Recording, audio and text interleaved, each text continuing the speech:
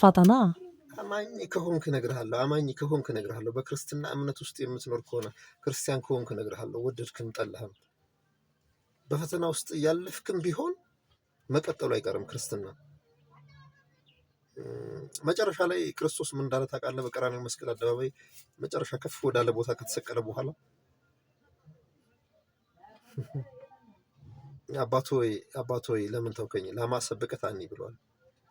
አንዳንዴ እኮ እግዚአብሔር የተወህ እስኪመስልህ ድረስ በህይወት ውስጥ ቻሌንጅ ይመጣል። ግን ጥያቄው ክርስቲያን ነህ ወይ ነው። ክርስቲያን ከሆንክ መጀመሪያ አስቀድመ ማሰብ ያለብህ በእግዚአብሔር መንግስት ውስጥ ተጠርተሃል። በእግዚአብሔር መንግስት ውስጥ ስትጠራ ደግሞ ፈተና አለ። ፈተናውን ደግሞ መውጫ ጭምር ነው የሚሰጥህ። አባትህ ተፈትኗል፣ አንተም ተፈትነህ ታልፋለህ። ሳይፈተን የሚያልፍ የለም። ስለዚህ ዋናው ዓላማ አንተ በዚህ ምድር ላይ የተጠራኸው ለመንግስቱ ከሆነ የመንግስቱ ሰባኪ ከሆንክ ክርስቲያን ከሆንክ የሚመጡትን ፈተናዎች እንዴት ነው የምታልፋቸው ነው። ልክ በዚህ ዓለም ዓለማዊ እንደተፈተነበት ዓለማዊ እንደሆነ ሰው አንተም በሚመጡት ፈተናዎች ልክ እንደ ዓለማዊ ካሰብክ ተሳስተሃል፣ ወድቀሃል። በቃ ያኔ ነው የወደከው።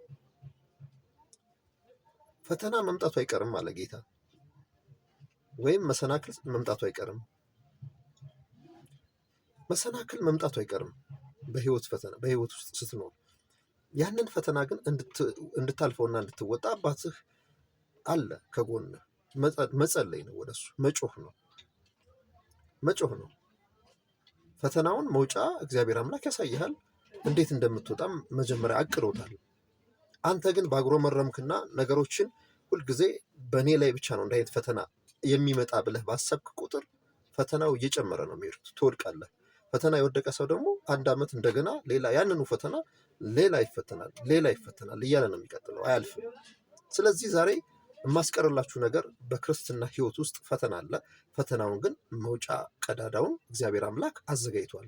የሚከብድ ደግሞ አይደለም። በእኔ ህይወት ውስጥ ብዙ ፈተናዎች አሳልፌያለሁ። በእውነት ነው የምላችሁ። የማያልፉ የሚመስሉ ሌሊቶች፣ ቀኖች፣ ጊዜያቶች አሉ። ግን በጣም ካለፉ በኋላ ሳስባቸው በጣም ቀላል ናቸው። የቀለሉ ግን ለምንድን ነው ካላችሁኝ፣ የእግዚአብሔር ጸጋና አብሮነት አብሮ ስላለ ነው። እንደ ሰው ቢሆን ግን ከባድ ነው። ግን እነዚያ ፈተናዎች አንተ ጋር የማይጥልህ የማይተውህ ያህዌ የሆነው የእስራኤል አምላክ ኤልሻዳይ የሆነው የክርስቲያን አምላክ ስላለ አብሮህ ፈተናውን የምትወጣበትን መንገድ ያሳይሃል ማለት ነው። ከተፈተንክ በኋላ ነው በሳል የምትሆነው። ከተፈተንክ በኋላ ነው የተሻለ ክብር ከፊት ለፊት የሚቀመጠው። ያለ ፈተና ማዕረግ ማግኘት አይቻልም። ስለዚህ ፈተና ለበሰሉት ደስ የሚያሰኝ ነገር ነው። መፈተንን አትጥላው። ተፈትነህ ግን ለሌሎች ደግሞ በረከት